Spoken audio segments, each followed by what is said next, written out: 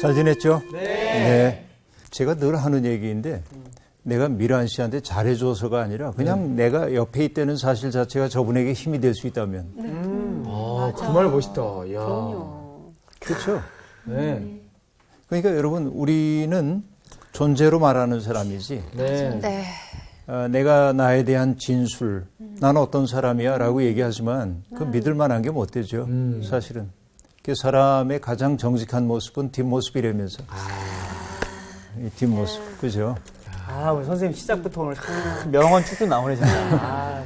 앞에서 사람들에게 보여주고 싶은 내 모습이 있죠. 그 모습이 있지만은 그건 가장된 모습이기 쉬운 거죠. 그렇죠. 맞아요. 라틴어로 가면을 뜻하는 단어가 페르소나라고 하는 단어입니다. 네. 페르소나, 가면이라는 뜻이에요. 근데 그 페르소나란 말에서 나온 게 personality, 인격인데 사람은 어떤 노릇을 하는 거죠. 가면. 그러니까 내게 주어져 있는 역할들이 있거든. 네. 예를 들면 아버지로서의 역할이 있고 남편으로서의 역할도 있고 또 목사로서의 역할도 있고 다양한 역할들이 내게 주어지죠. 네. 그러니까 그 노릇을 해야 되는 거예요, 내가. 근데 아버지 노릇하지만 내 속에도 유아적인 것들이 있죠, 사람들마다. 그렇죠. 네. 그러나 자식과의 관계에서 아버지가 그걸 드러내 보일 수는 없죠. 그렇죠. 그죠? 네. 내 목사인데 네. 교인들과의 관계에서 내가 가지고 있는 나의 욕망을 함부로 드러내 보이기도 어려워. 네. 그러니까 일종의 가면을 쓰고 사는 거죠. 근데 자칫하면 이게 위선이 될 수도 있고. 그렇죠? 네. 그러나 가면 쓰는 그 자체가 곧 위선인 건 아니죠. 네. 그래서 그 사람의 어떤 노릇을 보고 그 사람을 판단하기는 참 어려워요. 네. 그래서 그 뒷모습, 네. 남들에게 보여주려고 하지 않는, 의도하지 않은 뒷모습이 그의 진실을 드러내 보일 때가 있죠. 늘 환하게 웃고 네. 명랑하고 그런데 어느 날 보니까 정규 씨가 아주 혼자 있는데 네. 쌀쌀한 표정으로 앉아 있을 수도 있어. 아니, 근데 왠지 네. 요새 정규의 눈이 옛날과 다르게 왠지 우수에 좀 차 있어. 어디 봐봐. 잘 보이진 않지만 잘 안 봐봐요. 보여. 잘 보면 보여. 사실 이거 가면이에요. 집에 가면 가면 벗어요. 그래요? 아니, 그 눈을 좀 떠봐요. 아니, 그게 아니라, 네? 그게 아니라 굳이 그런 가면을 쓸 필요가 있어요. 아니 너무 이제 너무 완벽해가지고 사람이. 자, 선생님, 오늘 네. 수업은 어떻게 되세요? 예. 이제 우리 수업에 들어가려고 그러는데 네. 결국 제가 이제 이 도입에서 얘기하고자 하는 건 뭐냐면 나이가 젊더라도 네. 어떤 사람은 아주 웅숭 깊은 영혼을 가지고 있는 사람이 있고 네. 또 나이가 아무리 많아져도 철이 안 든 것 같은 다시 얘기하면 자기 욕망에만 충실한 그런 분들도 있죠. 네. 어떤 사람이 우리에게 지혜로운 사람으로 여겨지는 것은 그 감정적인 그 높낮이가 너무 심하게 변하지 않고 네. 그렇죠. 그리고 언제나 다른 사람을 배려할 줄 알고 네. 이런 사람들이 지혜로운 사람이라고 얘기할 수 있죠. 감사합니다. 그러니까 아니, 좀 수업 좀 하자, 좀. 빨리 받아 먹으려고. 아주 잘 받아먹네. 저런 반지 빠른 녀석. 우와. 이 적용 증명을 두고 지금 어떻게 수업을 해야 되나. 네. 내가 무슨 얘기하려는지 잊어버렸잖아. 네. 어떤 사람을 보면서 나이가 젊은데도 불구하고 네. 아주 깊이 남을 배려하고 또 인격적인 깊이가 느껴지고 그러면 왠지 모르게 나이 많은 사람처럼 느껴져요. 오래된 사람처럼 느껴져요. 그런 거죠. 그래서 옛날에 여러분 춘추 전국시대의 현인인 노자라고 하는 사람은 어머니 뱃속에 80년 동안 있다 나왔다는데 그건 어떤 얘기일까요? 정말로 그 뱃속에 80년 있다는 얘기는 아닐 거고 네. 그 정도로 깊이가 느껴진다 그런 얘기겠죠. 이게 재미있는 표현들이죠. 그러니까 예수님도 그래서 난 예수님이 나이가 50이 안 됐는데도 굉장히 뭐 깊은 얘기를 하잖아요. 네. 그러니까 나는 다윗이 있기 전에도 있었어 이렇게 얘기해요. 그렇죠. 생물학적 연도로 얘기하자면 말이 안 되는 거예요. 네, 그죠. 그러나 그 지혜로 얘기하면 지혜라고 하는 측면에서 보면은 맞는 얘기인 거죠. 오늘 우리가 그런 얘기 나눌 거예요. 네. 자, 오늘 수업 잠언 18강 지혜와 창조 잠언 8장 네. 22절부터 36절까지를 오늘 공부하겠습니다. 네. 우리 요한 씨부터 읽어줄까요? 예. 네.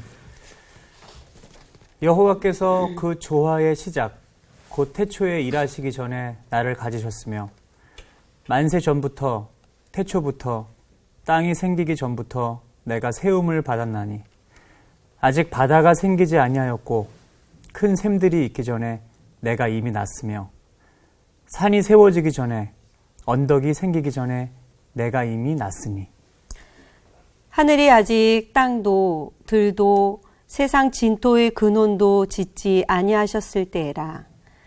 그가 하늘을 지으시며 궁창을 해면에 두르실 때에 내가 거기 있었고 그가 위로 구름 하늘을 견고하게 하시며 바다의 샘들을 힘있게 하시며 바다의 한계를 정하여 물이 명령을 거스르지 못하게 하시며 또 땅의 기초를 정하실 때에 내가 그 곁에 있어서 창조자가 되어 날마다 그의 기뻐하신 바가 되었으며 항상 그 앞에서 즐거워하였으며 사람이 거처할 땅에서 즐거워하며 인자들을 기뻐하였느니라. 아들들아 이제 내게 들으라. 내 도를 지키는 자가 복이 있느니라. 훈계를 들어서 지혜를 얻으라. 그것을 버리지 말라. 누구든지 내게 들으며 날마다 내 문 곁에서 기다리며 문설주 옆에서 기다리는 자는 복이 있나니 대저 나를 얻는 자는 생명을 얻고 여호와께 은총을 얻을 것임이니라. 그러나 나를 잃는 자는 자기의 영혼을 해하는 자라. 나를 미워하는 자는 사망을 사랑하느니라. 네. 오늘 이제 이 지혜가 네. 지금 지혜에 대한 얘기인데요. 네. 네. 지혜가 언제부터 있었다고 얘기를 하냐면 태초에 일하셨죠. 여러분 지금 보면은 우리가 지식사회죠. 네. 지식정보화 사회라고 맞아요. 얘기합니다. 지식의 분량이 몇 년마다 한 번씩 2배로 폭증을 하고 있다고 합니다. 그러나 지혜라고 하는 것은 그렇게 폭발적으로 늘어나진 않아요. 네. 그럴 것 같아요. 그래서 칼 야스퍼스라고 하는 독일의 철학자는 추축시대 혹은 차축시대라고 하는 말을 사용을 해요. 인간의 정신이라고 하는 것은 어떤 특정한 시대에 다 형성됐다는 거예요. 정신의 깊이라고 하는 게. 네. 그게 대개 언제로 보냐면 주전 8세기에서 주전 2세기 사이를 봅니다. 그러니까 중국, 인도, 또 저쪽 유럽의 그리스 이쪽에서 여러분 알만한 사람들 뭐 플라톤, 아리스토텔레스 등등 네. 그렇죠. 이쪽에 뭐 저기 인도에서 석가모니라든지 조로아스터라든지 또 유대 땅으로 오면은 이사야라든지 뭐 대개 예언자들 네. 이런 모든 사람들이 다 그때 등장합니다. 그렇죠. 주전 2세기에서 8세기 사이에 다 등장해요. 그러니까 인간의 정신이라고 하는 것은 그때를 중심으로 돌아가고 있어요. 지금도 여전히 플라톤 얘기하고 아리스토텔레스 얘기하고 소크라테스 얘기하고 그런단 말이에요. 지금. 그렇죠. 여전히 그 당시에 사람들이 만들어 놨던 지혜 주변을 맴돌면서 인간이 어떻게 살아야 하는지를 얘기하고 있잖아요. 네. 그러니까 지식은 폭발적으로 증가하지만 인간의 삶과 관련되어 있는 지혜의 문제에 있어서는 그렇게 많이 우리가 진보했다고 얘기하기 어려운 거죠. 네. 그렇죠. 그래서 많은 사람들이 우리가 지금 이 성경을 가지고 있는데 성경, 거룩한 책이죠. 말씀드렸다시피 경이라고 하는 글자는 여러분 의도와 경도가 뭔지 알죠? 지구를 얘기할 때. 의도는 뭐예요? 수평. 네. 그렇죠? 그리고 경도라고 하는 건 수직이죠. 네. 그렇죠? 수직이야. 경이라고 하는 것은. 수직의 중심이에요. 그러니까 이 성경이라고 하는 것은 우리의 삶의 수직의 중심을 잡아주는 거예요.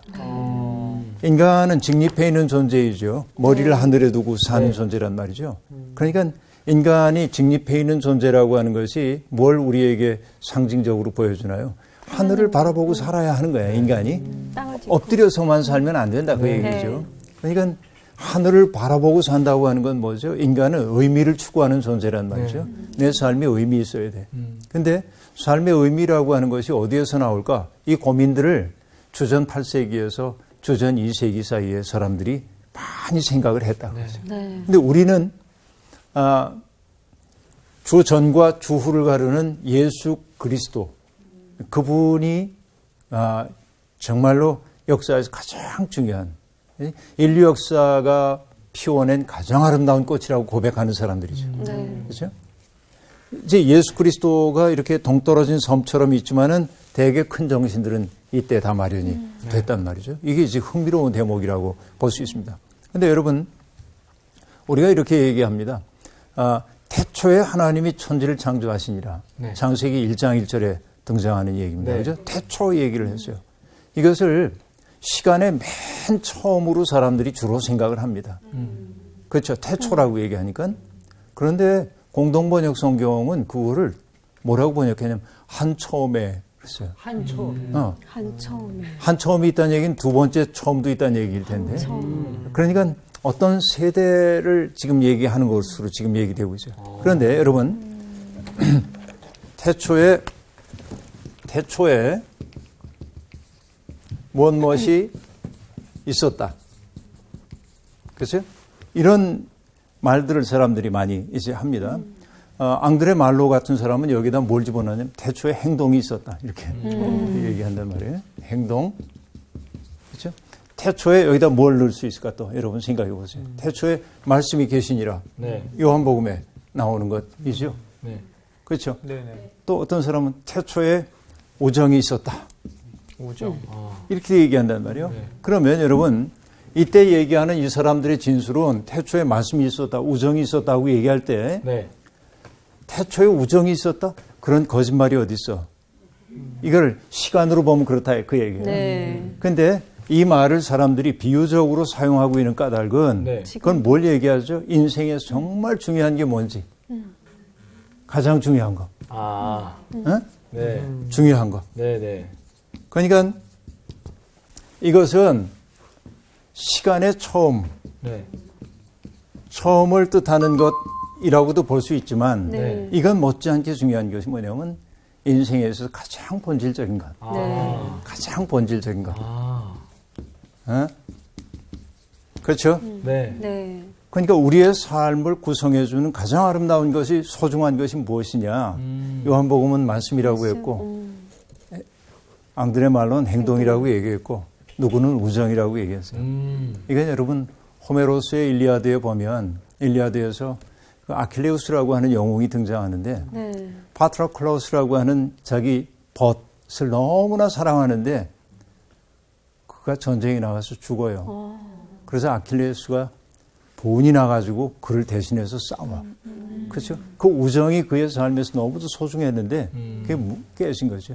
이런 거라고 볼 수 있어요. 그러니까 태초라고 하는 말이 시간의 맨 처음을 뜻하는 시간이 시작됐든 여기를 뜻한다고 시작점을 뜻한다고 볼 수도 있지만 네. 그렇죠? 왜냐하면 하나님은 태초시잖아요. 하나님으로부터 모든 것이 비롯됐으니까 그죠?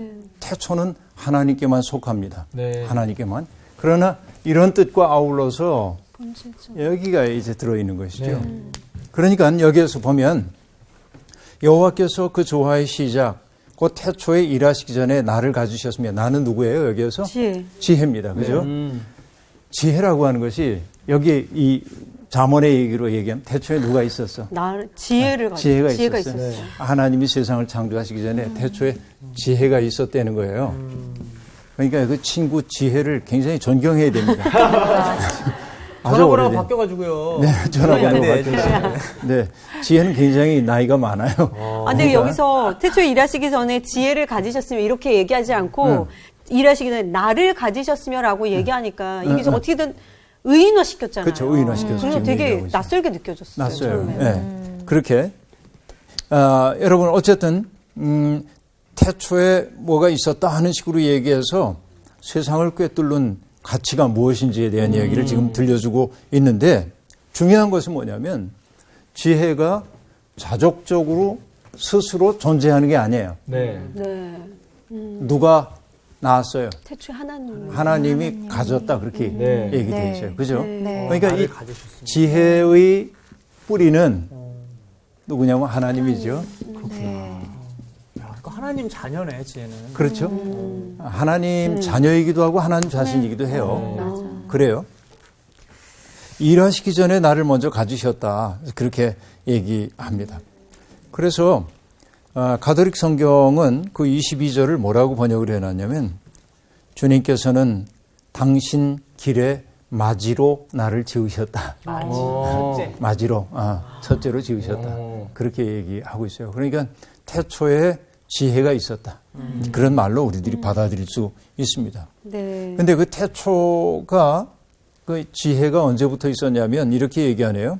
아직 바다가 생기지 아니하였고 큰 샘들이 있기 전에 내가 이미 났으며 산이 세워지기 전에 언덕이 생기기 전에 내가 이미 났으니 하나님이 아직 땅도 들도 세상 진토의 근원도 짓지 아니하셨을 때라 이렇게 얘기합니다. 지금 이 지혜는 스스로를 뭐라고 얘기하냐면 바다. 그것은 우리가 보는 출렁이는 바다를 얘기하는 게 아니고 시면입니다. 원초적 혼돈. 이걸 지금 뜻하는 거예요. 그 상태가 만들어지기도 전에 큰 산, 또 뭐 언덕, 큰 샘 이것이 만들어지기도 전에 네. 자신은 스스로 존재했다가 아니고 하나님이 자신을 세운 거죠. 예. 지혜가 그렇게 이제 세워진 거죠. 땅, 여러분 여기 땅은 하늘과 바다와 대비를 이루는 공간이죠. 또 들, 이건 도시 밖의 넓은 들판을 뜻해요. 또 진토의 근원, 진토의 근원이라는 게 뭐죠? 누리의 진흙입니다. 그렇죠? 인간을 진흙으로 빚으시잖아요. 네. 이제 그것이에요. 그것도 짓기 전에 내가 있었다 하고 얘기합니다. 여러분 무신론적 과학주의자들이 있죠. 뭐 신은 존재하지 않는다 뭐 이런 거 말하는 사람들. 그 사람들에게 사람들이 홀딱 넘어가죠. 과학적으로 보니까 신은 안 존재하지 않아. 이건 굉장히 미신적인 사고야. 신이 존재한다는 건 네. 그렇게 얘기를 합니다. 그러니까 사람들이 기독교를 비판하려는 사람들이 그분들 이야기를 딱 받아가지고 봐라 하고 들이대요. 근데 기독교인들은 또 당황스러워합니다, 거기에. 근데 여러분 중요한 건 뭐냐면 과학의 언어와 그 종교의 언어는 언어의 본질이 달라요. 네. 그렇죠? 이것은 증명 가능한 것 가지고 과학은 그렇죠. 되는 거고요. 하나님의 존재를 어떻게 증명하겠어요? 네. 그동안 수없이 많은 존재 증명의 노력들이 있었지만 예를 들어서 뭐 하나님을 어떤 사람은 부동의 동자, 스스로는 움직이지 않으면서 다른 것들을 움직이게 하는 존재. 자, 여기서 공이 굴러갑니다. 누가 굴렸을까? 누군가가 굴렸을 거야. 또 굴린 그 힘은 뭘까? 이렇게 거슬러 올라가다 보니까 네. 스스로는 움직이지 않으면 누군가에 의해서 이 세상 모든 것들을 움직이게 한 그분이 하나님이야. 그럼 얘기를 들으니까 논리적으로는 맞네. 그럴 수 있겠네. 그래서 여러분 믿음이 깊어져요? 아니요. 그러지 않잖아요. 예. 이게 되게 피곤해지죠. 피곤해지죠. 근데 여러분 이게 무신론적 과학자들은 그렇게 얘기하지만 우리는 뭐냐면 아까 얘기한 대로 내 몸만 봐도 네. 진짜 신기한 거야. 이게 밤하늘의 별들을 봐도 신기하고요. 봄 되어서 돋아나는 새싹들만 봐도 신기하고 꽃들이 피었다 지고 꽃이 진 자리에서 열매가 맺히는 것 봐도 신기하고요. 사계절의 변화도 너무너무 신기하고요. 그렇죠. 여러분 저도 신기해요. 맞아. 바로 그 얘기야. 내가 신비라고 하는 사실을 여러분 이것이 인간이 가지고 있는 종교성이죠. 여러분 무신론적 과학주의자들은 세상에 존재하는 모든 것들을 어떤 우연적 발생으로 환원시키려고 하지만 그러나 하나님의 창조를 믿는 사람들은 세상에서 우연히 발생한 것은 없다고 우리는 믿는 거예요. 그게 하나님으로부터 있다. 그러면 여러분 증명할 수 있어? 하고 얘기하면 증명은 아니에요. 이 종교적 언어라고 하는 것은. 그래서 여러분 그 구약 성서는 우리에게 하나님에 대해 증명하려고 하지 않습니다. 하나님에 대해서 하나님 존재해라고 하는 걸 증명하려고 하지 않아요. 하나님이 계시다는 것은 당연한 일이고 그 속에서 우리가 어떻게 살아야 하는지. 그렇죠? 그래서 여러분 하나님의 사람들의 가장 큰 특색이 뭐냐면 경탄할 줄 아는 거예요. 네? 이걸 잃어버리면 인간이 빈곤해지는 거예요. 그렇죠? 세상의 아름다움을 보고 경탄할 수 있게 될 때 내 마음이 조금 착해져. 그렇죠? 아까 정규 씨가 내가 있다는 사실이 놀랍다고 얘기했는데 이게 놀람이거든 결국은. 없을 수도 있잖아. 나는 왜 없지 않고 있는가? 생각해보면 신기하죠. 그러면 생각을 하는 거예요. 나는 왜 없지 않고 있을까? 그러다 보니까 감격이야. 고통스럽긴 하지만 내가 이 세상에 있다는 게. 그럼 그때 떠오르는 것이 뭐냐? 그럼 내가 어떻게 살아야 되지? 누군가가 나를 이 세상에 보내셨다고 한다면 내가 어떻게 살아야 되지? 이걸 묻게 되잖아요. 네. 그래서 자기의 삶이 신비인 줄 아는 사람은 함부로 살지 않아요. 이게 사람들이 함부로 살고 타자들과의 관계에서 거칠게 살고 그것은 뭐냐면 자기 속이 너무나 공허하고 비어있기 때문에 그런 경우가 많아요. 네. 그렇죠. 내가 오늘 살아있다는 사실 자체가 놀랍다라고 내가 늘 느끼며 산다고 한다면 돈 좀 없다고 해가지고 비참해질 것도 없고 네. 네. 돈 많다고 우쭐거릴 것도 없고 네. 그렇죠. 여러분 그래서 지금 우리에게 회복되어야 되는 것은 경제적인 풍요로움이 아니라 경탄할 수 있는 능력. 아름다움을 아름다움으로 느낄 수 있는 능력이 우리에게 필요하다는 얘기죠. 여러분 이거 흥미로운 대목이 27절부터 나오는데요. 그가 하늘을 지으시며 궁창을 해면에 두르실 때 내가 거기 있었고 다 입회했대요. 그가 위로 구름 하늘을 견고하게 하시며 바다의 샘들을 힘있게 하시며 바다의 한계를 정하여 물이 명령을 거스리지 못하게 하시며 또 땅의 기초를 정하실 때 내가 그 곁에 있어서 창조자가 되어 날마다 그의 기뻐하신 바가 되었으며 항상 그 앞에서 즐거워하였으며 사람이 거처할 땅에서 즐거워하며 인자들을 기뻐하였느니라 하고 말합니다. 자, 여기에서 여러분 자주 등장하는 것이 뭐냐면 기쁨. 기쁨. 그러니까 하나님이 창조하실 때 그 곁에 있었어요. 네. 그리고 함께 일했어요. 그리고 거기에 뭐가 있었다고 하냐면 기쁨이 있었다는 네. 거죠. 그러면 여러분 우리가 살고 있는 세상에 기쁨이 내장되어 있는 거예요. 네. 그렇죠. 하나님의 뜻이 하나님의 뜻으로 제대로 수행되고 있는 그곳에서는 하나님이 심어놓으신 기쁨이 있단 말이죠. 네. 지혜가 있는 곳에는 기쁨이 있는 거예요. 또 그렇죠. 여러분 지혜가 있는 곳에 기쁨이 있어요. 그 얘기가 여기에 이제 등장합니다. 그러니까 하나님이 창조하신 세상은 굉장히 즐거운 곳이에요. 그래서 하나님을 믿는 사람들은 늘 우울하면 안 돼. 늘 울적하고 이 죄인을 밤낮 그냥 이 버러지만 또 못한 밤낮 이러고 살면 안 돼. 네. 예. 나 스스로가 죄인이라고 하는 것은 변함이 없죠. 왜냐하면 악한 것에 끌리는 게 사람마다 다 있거든. 네. 우리 속에는. 그렇잖아요. 네. 제가 죄를 얘기할 때 그렇게 얘기하죠. 모든 인간은 자기 속으로 구부러져 있다. 자기 중심적이라 그거예요. 네. 네. 그러니까 여러분 어떤 선택을 할 때에도 항상 내게 이익이 되는 쪽으로 선택하는 경향성이 우리에게 있어요. 그렇죠. 이게 인간이 가지고 있는 죄지요. 네. 근원적인 죄예요. 그러니까 인간의 어떤 유한함 그 자체 속에 죄가 이미 내장되어 있어요. 이거 우리가 부정하자고 하는 얘기 아닙니다. 네. 인간은 그런 의미에서 죄인 맞아요. 맞아요. 그러나 그렇다고 해서 맨날 나는 죄인입니다. 죄인입니다. 밤낮 그러고 살면 옆에 있는 사람들 굉장히 피곤하게 만들어요. 맞아요. 기독교인들에게 필요한 태도는 뭐냐면 기뻐하는 태도들이에요. 네. 생의 신비함을 발견하고 기뻐하고 네. 내가 나온 시 바라보면서 기뻐하고 정규시 보고 기뻐하고 말이죠. 네. 그렇죠. 함께 즐거움의 분위기를 만들어내야 하는데 네. 어떻게 해야 그러냐. 지혜가 있어야 가능해요. 그렇게 얘기되고 있죠. 이게 정말 재미있는 부분입니다. 네. 그래서 이 지혜는 하나님 앞에서 뛰놀거든요. 하나님 앞에서 뛰놀아요. 여러분 가끔 우리가 이 인생을 즐겁게 살기 위해서는 내게 주어져 있는 일상의 삶의 자리에서 항상 세상은 우리에게 뭔가 일해야 돼, 뭔가를 소유해야 돼, 밤낮 그러잖아요. 네. 그러니까 인생이 고단해. 여기에서 해독되기 위해서 뭐냐? 자연으로 돌아가야 돼. 네. 하나님의 리듬 속으로 가가지고 그 리듬 앞에 나를 맡겨놓을 수 있어야 하는 거예요. 그렇죠? 자연의 품에 안길 때 비로소 우리는 겸허해져요. 여러분, 근데 근대인들은 어떡합니까? 자연 속에 가도, 야 정말 예쁘다. 카메라 꺼내가지고 찍고. 그렇죠? 셀카 찍고.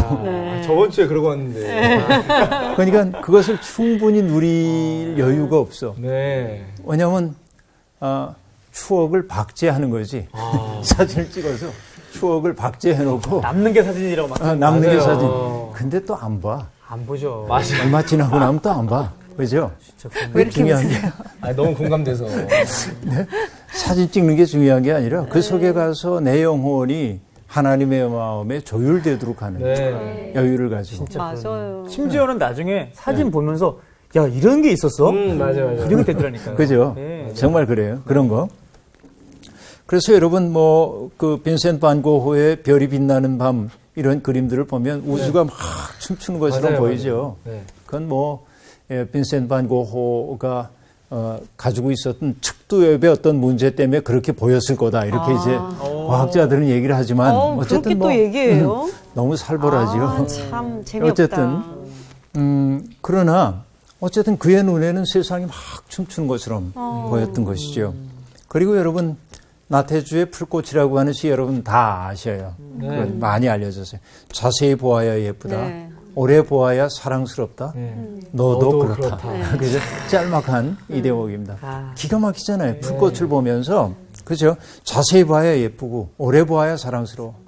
근데 여러분 우리는 어떻습니까? 건성건성 보죠. 대충 봅니다.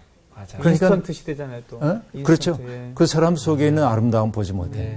여러분 나태주 시인의 풀꽃 두 번째 시는 이렇게 되어 있습니다. 이건 못 들어보셨을 거예요. 이름을 알고 나면 이웃이 되고 색깔을 알고 나면 친구가 되고 모양까지 알고 나면 연인이 된다. 아, 이것은 비밀.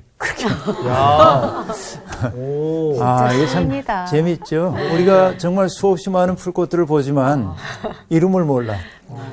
그렇죠? 알려고도 안 해. 잘. 근데 여기 뭐라고 얘기하냐면 이름을 알면 이웃 된대. 색깔을 알면 친구가 되고요. 그리고 모양까지 알고 나면 연인이 돼. 근데 그 다음 신비다, 비밀이야. 근데 그거를 그다음에 비밀이라고 비밀이야. 하니까 조용히 해야 될 것 같아요. 아니, 그건 너무 은밀한 관계인 거지. 야, 너무나 아름다운 정말. 관계인 거죠. 네. 여러분, 삶이 풍요로워지지 않아요? 갑자기. 맞아요. 그런 것들이 눈 뜨기 시작하면. 네. 기왕 시 얘기했으니까 하나 더. 아, 예, 좋아요. 돌아가신 구상 선생님의 풀꽃이라고 하는 시가 있는데요. 풀꽃과 더불어라고 하는 시가 있는데 이렇게 되어 있습니다. 아파트 베란다, 난초가 죽고 난 화분에 잡초가 제풀에 돋아서 흰 고물 같은 꽃을 피웠다. 저 미미한 풀 한 포기가 영원 속에 이 시간을 차지하여 무한 속에 이 공간을 차지하여 한떨기 꽃을 피웠다는 사실이 생각하면 생각할수록 신기하기 그지없다.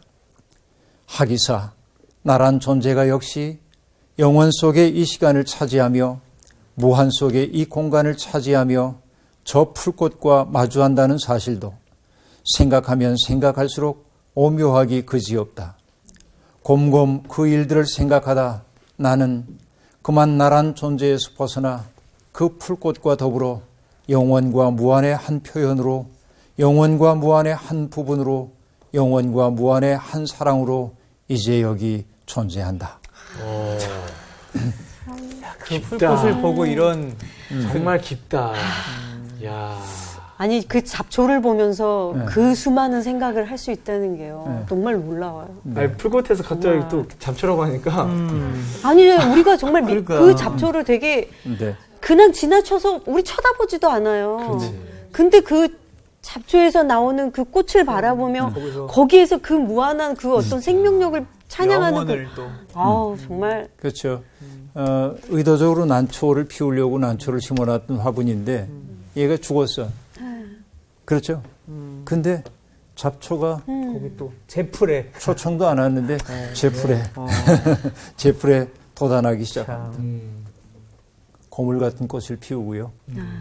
그 보니까 영원 속의 이 시간을, 영원 속의 이 공간을 제가 차지하고 이게 신비야.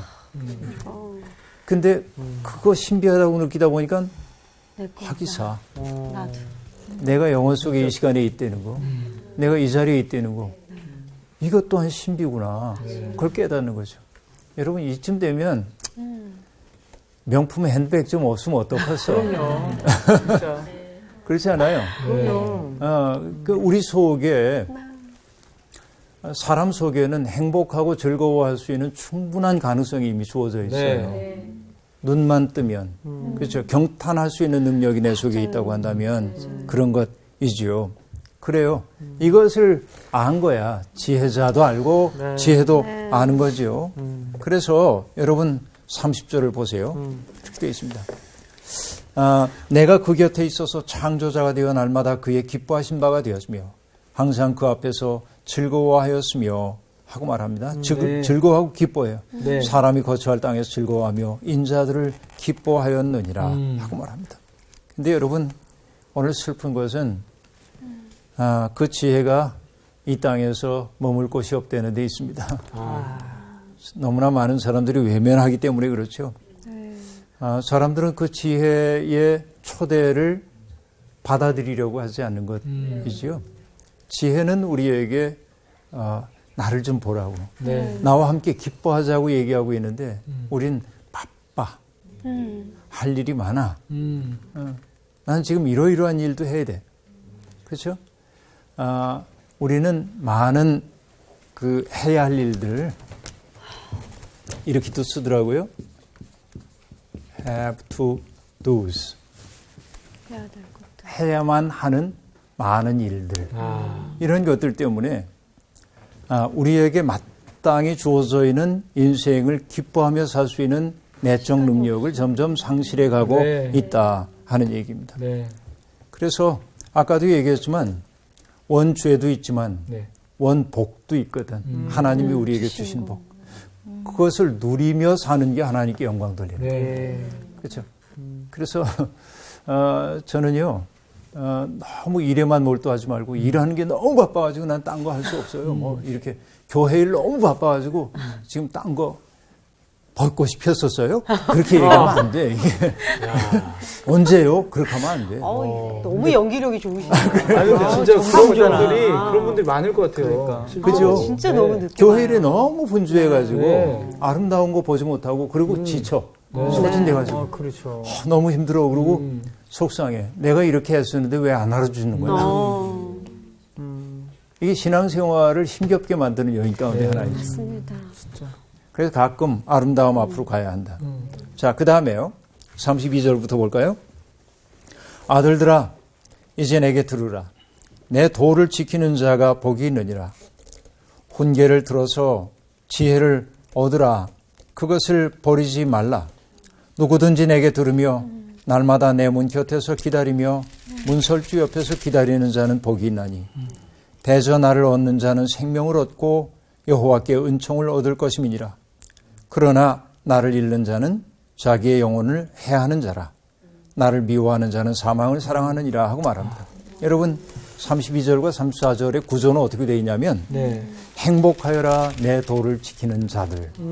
마치 여러분 산상수훈의 말씀이 행복하여라 심령이 가난한 자들 이런 구조로 되어 있는 것처럼 우리말로 번역하니까 뒤로 갔지만 앞뒤가 바뀌었지만 그걸 다시 바꿔놓으면 강력해요. 행복하여라 내 도를 지키는 자들.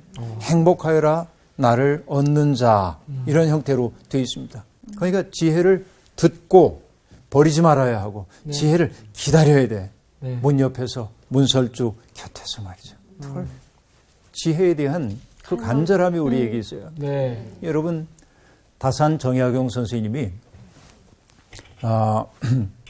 강진에 유배를 가셨는데 네. 그런데 강진에 있는 젊은 학생들을 모아놓고 글을 가르쳤어요. 근데 거기에 황상이라고 하는 그 지체가 높지 않은 사람의 자제가 와서 공부를 하려고 그러는데 그 황상이 정약용 선생님에게 묻습니다. 난 공부를 하고 싶은데 재주도 없고 여러 가지 이제 내가 학문에 정진하고 싶지만 그럴 능력이 안 됩니다. 어떻게 하면 좋겠습니까? 그러자 이 15살 소녀에게 스승인 정약용이 얘기합니다. 네가 머리 나쁘다고 얘기하지만 이 세 가지를 부지런히 하면 넌 큰 대성을 거두게 될 거다. 그러면서 삼근계라고 하는 걸 줘요. 세 가지 근면해야 하는 그 좌우명이죠. 그걸 줘요. 그건 간단합니다. 부지런하고 부지런하고 부지런하라. 이게 참 근계예요. 그러면서 얘기합니다. 재능 있는 자들, 머리 좋은 자들의 병통이 있대. 그 병통이 뭐냐면 외우는데 빨라 매사에 소홀하고 잘 외우는데 그렇기 때문에 매사에 소홀해. 네. 재주로 글을 지어 글이 들뜨고 빨리 깨달아 결이 거칠다. 그러나 좀 둔탁한 사람들이 장점이 있어요. 둔탁한 끝으로는 처음에 뚫기 어렵지만 한 번 뚫리면 막힘이 없고 갇혔던 본물이 한 번 터지면 흐름이 장대해지며 답답함을 이기고 연마하면 더욱더 빛이 나는 법이다. 네. 그렇게 얘기합니다. 그래서 이 황상이라고 하는 제자가 삼근계를 붙들고 공부를 하는데 네. 얼만큼 열심히 공부를 했는지 이런 게 나와요.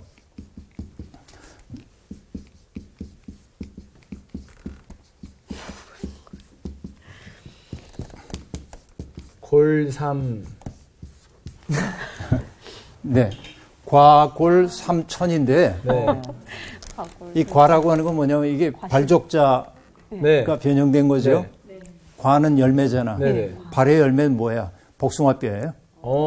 이건 나는 지금 복숭아뼈. 순간 무좀이라고 얘기를 하는데. 복숭아뼈, 복숭아뼈, 예. 복숭아뼈. 네. 참어. 복숭아뼈야 이게. 네. 과골이. 과골. 이 천은 뚫는 거야. 천. 뚫린 거야. 그 얘기는 뭐냐면 너무나 오래 앉아 있어가지고 복숭아뼈가 3번이나 뚫릴 정도로 앉아서 공부를 해. 이거 얼마나 봤다는 거예요. 공부를 어마어마하게 한 야. 거죠. 진득하니 앉아서. 마치 이거는 위편 3절 같네요. 아, 그렇죠. 와우. 뭐라고 한 거예요? 가죽끓이 3번 끓였다는 얘기입니다. 그거보다 더 장엄하죠. 아, 장엄하네. 과골 삼천이라는 게. 야. 저렇게 했더니 뭐냐면은 학문의 일과를 이룬 거지. 그러니까 우리가 여러분 난 재주가 없어, 난 능력이 없어 이렇게 얘기하면 안 되고 정말 내 삶의 주변에서 지혜를 얻기 위해서 늘 마음 쓰고 그렇죠. 그렇게 노력을 하다 보면 네. 우리가 지혜로운 자로 살기 시작하는 거죠. 네. 아까 얘기한 대로 여러분 지난주에 얘기했던 대로 지혜롭게 산다고 하는 것은 남을 배려하며 사는 거예요. 네. 그 뿌리는 무엇이었습니까? 여호와 경외예요. 내가 있음이 신비인 것처럼 네. 저 사람의 있음도 우연이 아니야. 네. 하나님이 그를 있게 만드셨어. 내가 지혜자가 된다고 하는 것은 그것을 알아가기 시작하는 거예요. 네. 내 마음에 들지 않을 수 있어, 저 사람이. 그러나 여러분 이거 어쩔 수 없죠. 내 마음에 들지 않을 수도 있죠. 그러나 내 생각을 어디로 가져가야 하냐면 그를 있게 하신 분도 하나님이셔. 네. 그럼 그를 바라보는 태도가 달라지기 시작해요. 네. 저는 우리 시대가 슬픈 것 가운데 하나가 사람들이 너무 서로를 냉소하고 조롱하고 네. 그렇죠. 이게 너무 슬퍼요. 진짜로. 사람이 그렇게 조롱당해서는 안 되는데 맞아요. 비록 내 마음에 들지는 않는다고 해도 이런 태도들이 우리 사회를 너무나 어둡게 만드는 것이죠. 어쨌든 이런 지혜, 그렇죠. 그 지혜를 얻게 되면 생명을 얻을 거라고 얘기했고 여호와의 은총을 잃을 거라고 얘기를 했습니다. 네. 근데 거꾸로 여러분 지혜를 잃는 자는 어떻게 된다고 얘기했어요? 자기 영혼을 해한다. 네. 네. 지혜가 없으면 영혼을 해하게 돼. 네. 지혜는 여호와를 경외함이라고 얘기를 했는데 여호와 경외하지 않는 것 하나님이 어디 있어? 이런 태도로 살면 자기 영혼이 너무 공허해지는 거야. 네. 그렇죠? 내가 누구인지도 알지 못하고 사는 거죠. 욕망이 나를 휘두르는 대로 속절없이 휘둘리다가 가는 거죠. 이것처럼 불쌍한 인생이 어디 있겠어요. 그렇죠. 나를 미워하는 자, 지혜를 미워하는 자는 거꾸로 사망을 사랑하는 것이니라. 그렇게 말합니다. 여러분, 이 지혜가 우리의 내면 속에 있어서 내면을 비추는 빛처럼 되어서 그 지혜의 빛이 비춰지고 나니까 세상이 온통 신비이고 내 옆에 있는 사람들이 고마운 사람들이고 이걸 알게 될 때 우리의 인생이 즐거워지고 기쁨을 누릴 수 있는 내적 힘이 생기죠. 그런 지혜의 길로 뚜벅뚜벅 나가면 좋겠어요. 고맙습니다. 감사합니다.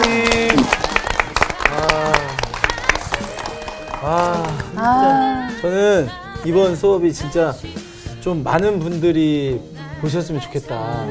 특히나 또 맨 마지막에 해주셨던 그 메시지들이 진짜 이 시대에 뭐 물론 저도 마찬가지지만 청소년 청년들이 넌 뭐 때문에 안 되고 넌 뭐 때문에 안 돼. 그래서 난 안 되나? 이런 생각에 굉장히 사로잡힌 청소년, 청년들 굉장히 많거든요. 그래서 그런 부분에 좀 진짜 뭔가 못이 한 방 박히는 어떤 그런 수업이어서 정말 뜨겁네요, 지금. 네. 이게 진짜 뭐 지난 시간도 그렇지만 지혜랑 지식은 정말 차원이 다르고 결국 지혜는 하나님이시잖아요. 그러니까 하나님을 제대로 아는 지혜를 경험하면 저렇게 초월하는 것 같아요. 초월. 경탄하게 되고 신비를 발견하게 되고 진짜. 이 형 아까 위편 3절 이야기 하나님을 경외하는 게 지혜의 근본인데 하나님을 경외하면 진짜 하나님이 만드신 그 모든 것들을 보면서 그 안에 하나님의 기쁨이 또 같이 있다고 하잖아. 난 그 말씀이 왜 내가 이걸 보면서 기뻐하지 않았던가라는 생각을 해보니까 이렇게 기쁜 게 만드셨는데 내 안에 기쁨이 없었던 게 나는 그 생각에 좀 찔렸었어. 나는 누나 이렇게 보면서 누나도 사실 감탄을 주로 잘하는 편이거든요. 근데 지금 잠만 공부하면서 누나 이름을 바꾸세요. 김경탄으로. 표정이고 뭐고 너무 그거 경탄으로. 경탄하잖아. 나는 사실 수업 듣기 전에 이렇게 말할 기운이 좀 없었어. 네. 좀 기운이 없다 그러잖아. 근데 이 지혜의 말씀들 들으니까 기쁨이 막 생겨나는 거야. 그래서 정말 느꼈어. 이 말씀의 힘과 이 지혜의 힘이 내 안에 원래 있는 기쁨들을 터치해주는 거야. 갑시다. 그럼 이제 기뻐하러 갑시다. 감사합니다. 우리들은 기뻐하는 삶을 살아야 되는 그런 사람들이에요.